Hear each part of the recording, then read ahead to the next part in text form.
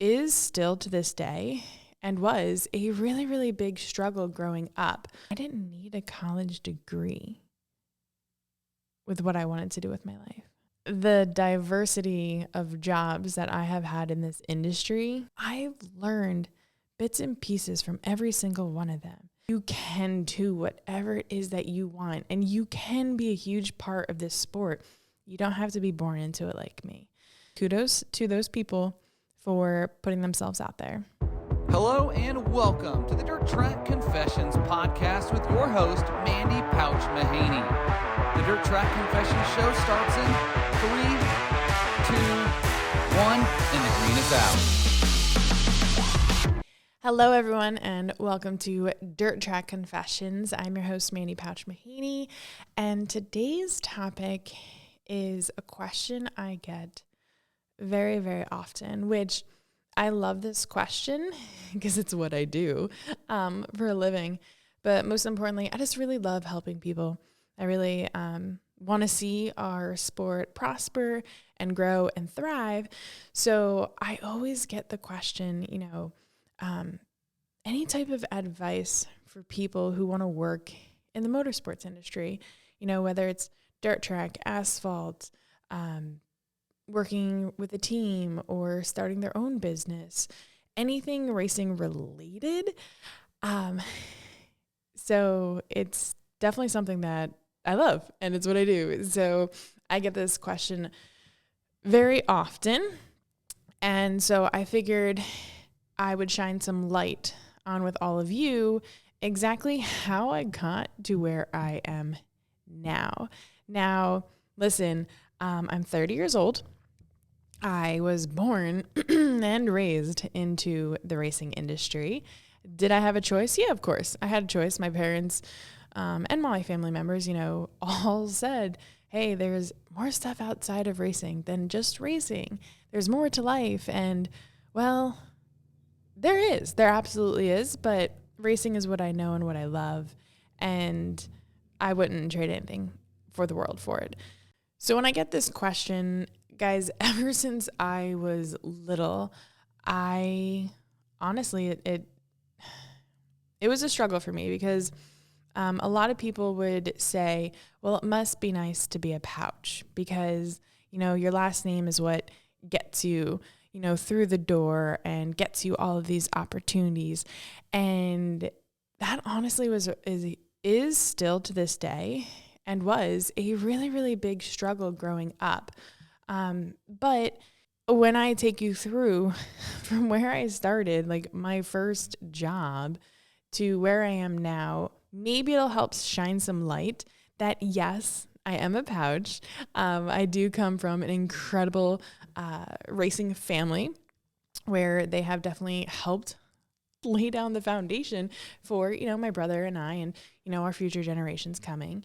And, but really, I taught myself, and what I really hope you guys will understand is that, yes, I am a Pauch. Yes, some people have a little extra perks than others, but my name is what might get me to the door, but it's my personality, it's my knowledge, it's me, Mandee, that gets me through the door. I can get to the door and say, I want this job. I would do amazing at it. And they see my last name and they think, oh, great. Yeah, absolutely. I could be, no offense, guys, I could be dumb as a doorknob, have zero personality and zero knowledge. Well, that's not going to get me far. So what I'm going to share with you all today for those men, women, the younger generations coming up, I hope this inspires you to show you that you can do whatever it is that you want, and you can be a huge part of this sport. You don't have to be born into it like me. So where did it all start? From when I was a wee grasshopper, my father had me working in the race shop. Every day after school, maybe 2-3 hours, I would be here. I'd be learning how to clean, doing odd and end jobs, working, phone calls, paperwork. This is from like elementary school on until I got, basically until my dad, quote unquote, retired racing. I still am helping him to this day. But that, I guess we can say, was my first quote unquote job. So fast forward. Now, mind you, I did take notes because I have done a lot of various jobs throughout my years. So it is very possible I missed some things because I've been working on this list, just trying to remember all of the jobs I've done. And it's like, oh, wait, yeah, I did that too. So I started there. When I was in high school, I think I was a junior in high school. And now I'm just telling you guys the racing side of businesses and jobs that I've had. I've had various other jobs outside of that have nothing to do with racing that has benefited me, of course, to get me to where I am. But this is most importantly for people who want to work in our industry. This is all that I've done. So I was a junior in high school. I was doing high school in the mornings, and then I was able to go to college in the afternoons. And the days that I did not have college, I was working with Steve Barrick at PDI Programs. Now, that was something because I knew Steve. I've known Steve pretty much my entire life, if not more. And but I was working on ad placements and getting advertisements and getting them into his program book. Now, I'm not one that really likes sales. I don't like calling people, but it was something, and it had to do with racing, and it benefited the sport, right? Like our weekly race programs that you see at the racetracks. I'm pretty sure he still does them at Wall Stadium and I believe at Orange County. By the time, he had a few tracks. So I started at PDI Programs. I was working there. And then I believe after I left Steve, I went to work for Bob Hilbert Sportswear. Now they are over in Boyertown, Pennsylvania. This is when I just started college. And I was driving a little over an hour one way, a few days a week to work with Bob. And I was bringing in clientele who would want apparel, right? Bob Hilbert Sportswear. It's who we still use to this day. But I learned a lot through Bob. I learned a lot, between PDI Programs and Bob. It's a lot of client, having those conversations and getting business essentially. So I worked there.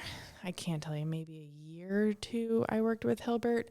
And in the mix of all that, going to college, I, if anyone out there remembers this, I was like, I don't even know if you would call it like an MC, but for a year at Big Diamond, I was doing like kids games on the mic. And gosh, I hate my voice, guys. Let's be real. There's people that really like their voice. I don't.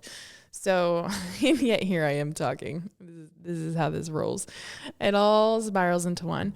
So I was doing kid games at Big Diamond. I grew up. My father always preached into us that the kids are our future in our sport.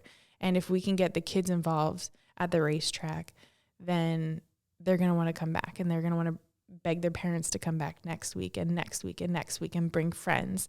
And they're going to fall in love with the sport, and they're going to become lifers. So I took initiative, and, during intermission, during downtimes, I'd be playing games like down front in the bleachers with the kids, for everyone to see. And that was kind of my entry way into communications, I'll say. So, of course, in the midst of all this, my family had a tire business for, I think like 20 years. In the room right next door, we would store hundreds, almost thousands of race car tires. So we'd load the trailer each week. We'd sell tires at New Egypt Speedway. And so I helped with that. I did my family's racing apparel, of course. When my dad had his racing school, I helped with our racing school. Then, of course, I helped my dad and my brother get sponsorship. I did their social media. I did press releases. And at that time, guys, I had not a damn clue I was doing public relations. I had not a clue. And we'll touch on that because eventually I graduated with a degree in public relations. So after what I was doing at Big Diamond, I transitioned, and my first, I guess you'll have PR, quote unquote, business job was at Action Track USA. And, you know, my dad and my brother were racing there every Wednesday night. That's where I actually met my husband. And again, the stars align for various reasons. The universe has its methods. And so I was doing fan stuff. I was doing stuff with kids. We did a kids club. You know, I was managing the Action Track Angels, you know, the girls, the trophy girls that also sold 50/50 tickets. You know, we were doing fun stuff, interacting with the fans and really just getting them hyped up and doing fun stuff. Like, oh my gosh, each week we would have a different kind of redraw for the drivers, and we'd have a driver pick a fan out of the stands. So, you know, I'm a firm believer in making that connection between the fan and the drivers, because that's me personally. I don't watch any other sports besides racing because I need to personally know someone that's out there. And if I personally know someone, yeah, I'd be interested. So I feel making that connection with the fans and the drivers is huge. Oh gosh, I think, I should have looked this up, but in the midst, when I was working at Action Track USA is when I think I wrote, 85 ideas every racetrack should try. Guys, that took off. I mean, I worked on that list for a few weeks, if not months, and that really sparked a lot of interest. And that kind of correlated from, you know, years past. But when I started working at Action Track, I saw, you know, Doug Rose and Richie Tobias. I saw how they were running things, and it really inspired me. And I was like, other tracks should do what they're doing here. So I write this 85 ideas, and that kind of led me into where I go next. 1 year, if only I had like a timeline in front of me. Dirt Track Digest had reached out to me, and they said, hey, when you go to Florida, Volusia, you know, during Speed Weeks, we want you to write a blog. And I'm like, you want me to do what? You want me to write a blog? I was like, that's who wants to hear that? And they gave me a decent offer, and I was like, okay, fine, I'll try it. My method was I'm gonna be there anyways. So we write about it. And I think I did that for maybe 2 years. Someone correct me if I'm wrong, if someone actually paid attention to my life. Obviously, I didn't do very well at that. I just roll with the punches. That took off. I couldn't freaking believe it.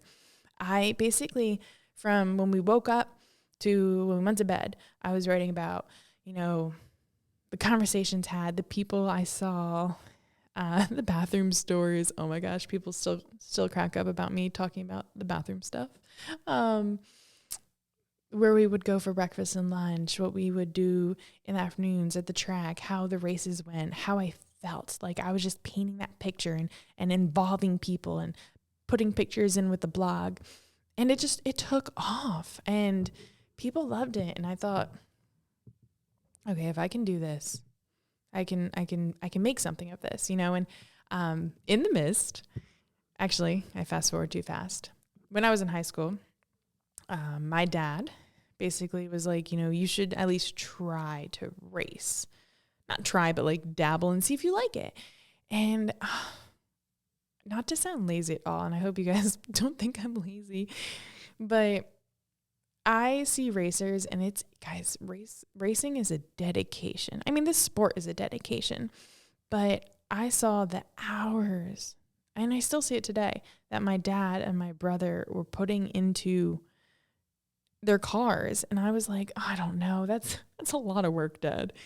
And, you know, so I raced. I did a few races and did pretty well. And I like to say I retired on top. actually, like my father did. It's great. So, got a few wins under my belt. And I told my dad, I was like, you guys are the entertainers. And you put all this work in and you thrive at it and you do really, really well. What if there's something that I can do that isn't behind the wheel?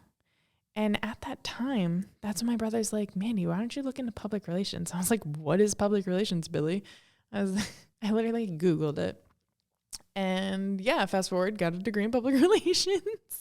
And, all in the midst of all this, I was doing Dirt Track Digest. I was writing blogs. I think I created my own website, like mandeepauch.com. And I was writing there. And then I got a gig with Speed Sport. I started freelancing with them, and I was writing monthly, yes, I think it's monthly blogs per se, or articles. And I thought that was so cool. I think I was like 20, 21 maybe. And let me tell you what, that was, okay, Dad watches these. Love you, Dad. If you know Billy Pauch, he is hard to get positive feedback. And it was the first time, like, I really saw my dad was really proud of me. And he actually said that, and he was like calling people and telling them about like, oh, Mandee's in Speed Sport. And, he would show people the write-ups I would do in the magazines. And I was like, holy crap, my dad's proud of me. This is great. And I know he's a quiet man of very few words. So that was just an ego boost for me, right? So did that. And then, of course, again, I'm doing all this stuff and just mixing, matching, just finding what works, just running with it, right? So while I was doing Action Track USA, I was doing these blogs, I was writing for Speed Sport, I was going to college, I started to do PR, before I even graduated college. I'm like, I know enough people. I just started calling people. I was like, do you need, someone to do your public relations? Do you need someone to do, weekly press releases, run your social media? And so I started doing various public relations for drivers, teams, manufacturers. I mean, I did so much, and I worked with so many amazing people, and I learned so much from every single one of them. And then I started building websites. I was like, well, if I'm going to do this, I may as well build some websites too while we're at it. So when I was in college, I took I don't know, what do you call it these days? Like a website course. Now you can just freaking purchase a template. At the time I was learning code. Oh, that was horrible. So I did all that. Let's see. I made a parts catalog. So if you've ever seen the Diversified Machine, DMI, Bulldog Rears, that is me. I love it. Love Dave Ely and DMI immensely, but that catalog was like the death of me. Made that catalog, super proud. I make magazine ads, so currently, guys, any DMI ads, Bulldog Rear ads, anything of that sort, that all comes from me. So hopefully you like it. But I love doing that kind of stuff because it gets my creative juices flowing, and I love the creativity. So I love that. That's kind of like my outlet of fun, is what will get people's attention to this ad, and how can I make it my own and make it fun? So that's just another side piece of Mandee. So all throughout all of this, I still DMI is still one of the very few PR clients I still have to this day. That's like one of my OGs. I helped promote race events. So for a few years, I worked with Fred Raymer and his family. He did races out Central PA, and I helped him with that. And then I did my first ever promotional race I ever put on was Christmas in July at New Egypt. Now, mind you guys, I spent like 20 years every Saturday night in New Egypt, so I knew that place like the back of my hand. So that was my first ever, maybe it was probably like 2021. event I ever promoted. So let's see, fast forward from that, I started doing random production stuff. I think this is about the time when I started vlogging. This is when I started my YouTube channel. Gosh, I think it's been 5 years, 6 years of doing this. 5 years, maybe. Someone fact check me. So I started my YouTube channel. I figured, well, my blog was really taking off, but guys, I like to read. I do like to read. I should retract that. I do like to read, but I feel people want fast and easy. They want now. So Mike, at the time he was my boyfriend, and my father both kind of put a bug in my ear. And actually, Bonnie Tittle. Bonnie, shout out to you, girlfriend, because the three of them were the ones that kept saying, you should do video. You should do video. Do a YouTube channel. Start vlogging. And I was like, oh God, no, that sounds horrible. I did it anyways. It took a while. Got to push me a little bit, but I did it. So I was learning, you only way to learn and to progress and to grow is by failing forward. You're not going to learn what works unless you fail at it first. And guys, I'm still learning. Like this podcast, which we'll roll into eventually. You don't know unless you try it. So started my YouTube channel. Gosh, it was embarrassing the first long time. I'm now 5 years into it and actually feel comfortable-ish walking around with a camera to my face. So I started doing my channel, and all between that, I started doing random production stuff, talking on cameras. I was working with Weed Sport production team. I was doing stuff for them. I was doing some stuff for Speed Sport. When I went out to Knoxville Nationals, I did something for Orange County for a Speedway. I some various pit reporting. And then I did stuff when I was out at the Chili Bowl. I was just getting myself out there. And it's funny because I literally have my list in front of me. So I'm pointing at it because I would not remember any of this if I didn't have a list. That led into, as soon as the year I graduated college was the beginning of 2016, I started dating my husband, and he was racing the Super Dirt Car Series. And I thought, well, how fun would this be if I worked the Super Dirt Car Series and got to date this really cute boy, right? Like, how fun right out of college. Oh man, just bless. Cause it was a lot. It was a lot. It was the first time ever that I missed any of my family's races. Up until then, I never missed any of my dad's races. And, so I went on the Super Dirt Car Series for a year. I learned so much. I met so many incredible people, and I was doing their social media. I was doing press releases. I was driving to all the races, Canada. Oh gosh, I think we did Eldora, like Florida, all that stuff. So I did public relations with them.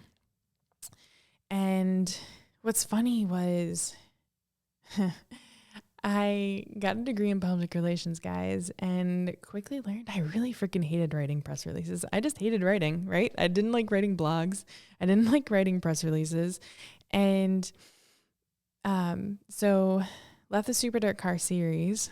Then I started working with the Short Track Super Series. So I worked with them, I think, for 2 years. Oh my gosh, I totally forgot. I was the first ever Miss BD Motorsports Media. I will do anything for a free pass. Don't take that the wrong way, please. But I think I just graduated high school. And so it was that 2011. And I kind of contacted Deo and was like, listen, I'm going to be going to all your races. Like, what can I do? And basically he got me a sash. Like, it was kind of like we made this up. And he got me a sash, and I just stood in victory lane. So yes, actually, guys, I was a trophy girl at one point in time. Yes. Just to get a free pass. Yeah, that's pretty much what I did.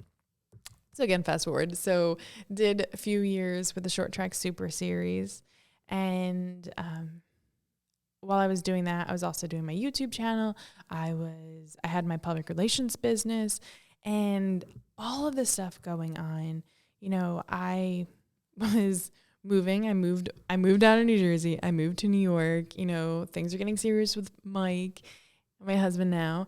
And a lot of stuff was going on. And I just really realized, I was like, okay, I think I did all of this by like 27. And I really enjoy what I do, but I had to reevaluate. I was like, I obviously want to make a difference in this sport. Like at the end of the day, this sport is what made me.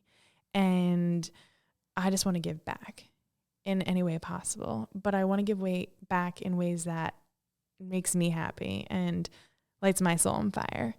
And had this long conversation with my family. I was like, okay, how can I pivot per se and bring that money back into my pocket? You know, and don't get me wrong, public relations is great, but I was literally chasing down race car drivers and chasing down other people, and it was very exhausting. You know, it was a lot. It was very grueling, and I just realized I was running other people's social media platforms and helping promote them, but I was putting my dad, my brother, and, you know, Mike, my boyfriend at the time, on the back burner. I was like, it just doesn't make any sense to me. I was like, I know I need to make money, but I need to help my family make money, my boyfriend make money. So I kind of, again, pivoted in ways to now I'm an entrepreneur. I run multiple business, both in and outside of racing, that I absolutely love. They all intertwine perfectly. Because a lot of people to this day say, like, what do you actually do? I do a lot. I really do a lot. I am a workaholic. I should say I'm a recovering workaholic because I'm trying to find that work-life balance now that I'm 30. And I love it. You know, the people and the connections that you make along the way, that to me is what I feel is what has helped me, you know, from selling ads to, you know, getting people to purchase t-shirts or getting sponsorship or writing blogs, interviewing people, doing articles, pit reporting. I've learned bits and pieces from every single one of them. So when people look at me and they see where I am right here, right now, they think, wow, that must be nice. It must be nice to have Billy Pauch as your father. And I go, screw you, dude. Screw you, because I have busted my butt to get to where I am. I think, like, my parents did the absolute best that they could, and they still do. I mean, gosh, I think I'd have to ask them, but I think when I was like 12, my parents made my brother and I start paying for our own way into the races, guys. You know, we were paying our own way into the races at 12. And that just taught us so much and taught us to work hard for the things that we want. And did I see myself when I was in college doing what I'm doing now? Absolutely not. But I am a strong believer that we all have to start somewhere. And you might be wanting to just get in your foot in the door, you know? And it's like, I don't know when this podcast is going to go out, but the PRI show just recently happened. And I hear people like, oh, you know, this girl was at the show. Like, what is she doing there? And this person was at the show. Like, what are they doing there? They don't have a purpose there. And I'm like, listen, we all have a purpose and we're all trying to find our purpose. And kudos to those people for putting themselves out there, and hopefully in the right ways, but for putting themselves out there, because opportunities aren't just going to come knocking on your door. You have to go out there and make it happen. Did I ever envision myself having a YouTube channel? No. Podcast? Absolutely not. But here we are. I have a health and wellness business. You know, I do network marketing, and there's just so much that goes into the pot. But I am 30 years old and finding what works for me. So I'm hoping that shined some light to you because, listen, oh my gosh, I will remember this to this day. Counselor, is that what they're called? I don't even remember. But I remember I was in community college, and the counselor, I wanted to transfer, and the counselor pretty much was like, I told him what I wanted to do. And he tells me that I didn't need a college degree with what I wanted to do with my life. I looked at him, I'm like, dude, isn't this your job? And you're telling me I shouldn't be going to college and wasting my money? And he basically told me it's all a matter of who you know. Oh, guys, he wasn't wrong and he wasn't right. College. I mean, I feel like times are changing with college. So this could be outdated. I don't know. But I learned a lot in college, and that have helped me to this day. But most importantly is it's the connections. It's the lasting impressions that you make on people. I mean, I still work with and I still see every single boss I've ever had. I make sure to keep those connections. Don't burn the bridges because you never know when you're going to need them. Got that? I've learned that the hard way. So start somewhere. Reach out to your local racetrack. Reach out to people you know in the industry. You know, you might not have the degree. You might not have the background. You might not have the education or the knowledge or the resume. But listen, we all have to start somewhere. I started, again, Steve, I appreciate you for giving me this job, but I started working in Steve's basement in his house selling advertisement in programs. And there's nothing wrong with that at all. But I would have envisioned my first job being like, I don't know, working in front of people, or I don't even know what I wanted to do at that age. But it was just working a few hours at his house. I wasn't, clocking in somewhere, or I was just trying to, I guess, make a name for myself. I was trying to learn from people who are in our industry. And that's a huge thing too, is surround yourself around people who will make you a better person. As long as you are surrounding yourself around good people, you can't go wrong. Make those connections. Ask questions. You might have to do jobs that you're not going to get paid for, or you might have to sweep floors until you move up the ranks. People come to me often, and like I said in the beginning of this podcast, I love that. I love when you guys come to me and you ask me questions, and I just love it. I really enjoy it. And one of the big things is, like I said about that college counselor, he wasn't wrong. Unfortunately, I feel almost in any industry, sport, business, if you know someone, it helps.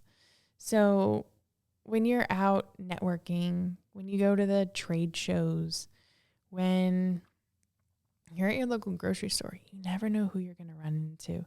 You never know the impressions you're going to make. I mean, I've made my fair share of mistakes, guys, trust me.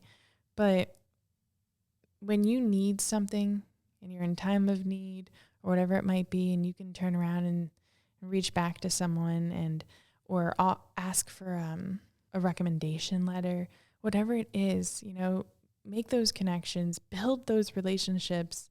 Relationships is pretty much that is our sport. Our sport is relationships. Just know and have faith and have confidence that one door leads to another. I never envisioned being where I am today, but I know I'm on the right path. And I know that doing this podcast, having my YouTube channel, the businesses that I have and all that I do, it's just going to lead me to the next best thing. And I have faith in that. I have confidence in that. And, when I was in high school, when I was in college, I was doing jobs I really didn't want to do. but I knew that it would help. I knew I would learn something. And that was so key for me, is knowing I'm going to learn something from this. I mean, just using the spreadsheets, guys. Oh, I hate Excel spreadsheets, but I learned that from, Bob Hilbert Sportswear, working and doing invoices there. And that transferred over to another job I had, or, doing some pit reporting, totally transferred over to my YouTube channel. Just have faith in it. It all comes together. One thing will lead you to another. So my biggest, I know basically you just learned about every single freaking job that I had, but I hope that you learned today is that it's not just my last name that got me to where I am.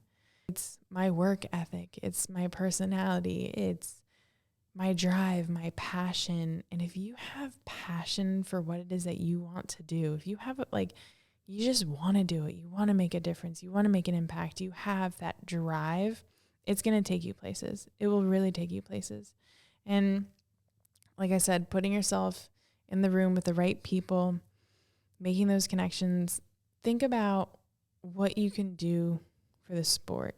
What is it that you want to do? And again, know that you're going to start at the bottom as much as you don't want to. We all do.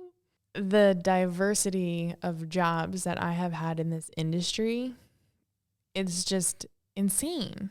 But again, you put yourself out there and you're going to attract that stuff back, right? So get yourself around the right people, do the freaking work, and just jump in. You're not going to know if it's going to be what you want, or you're not going to know if it's going to work, but you don't know unless you do it.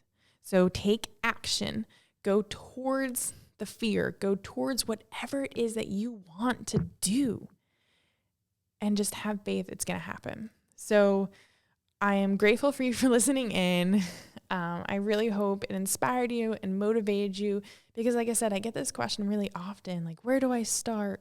Or, how do I get involved? And I was born into it. I'm married into it. But there's people in the stands that want to be involved more and want to do something. And just know that you can. You just got to ask.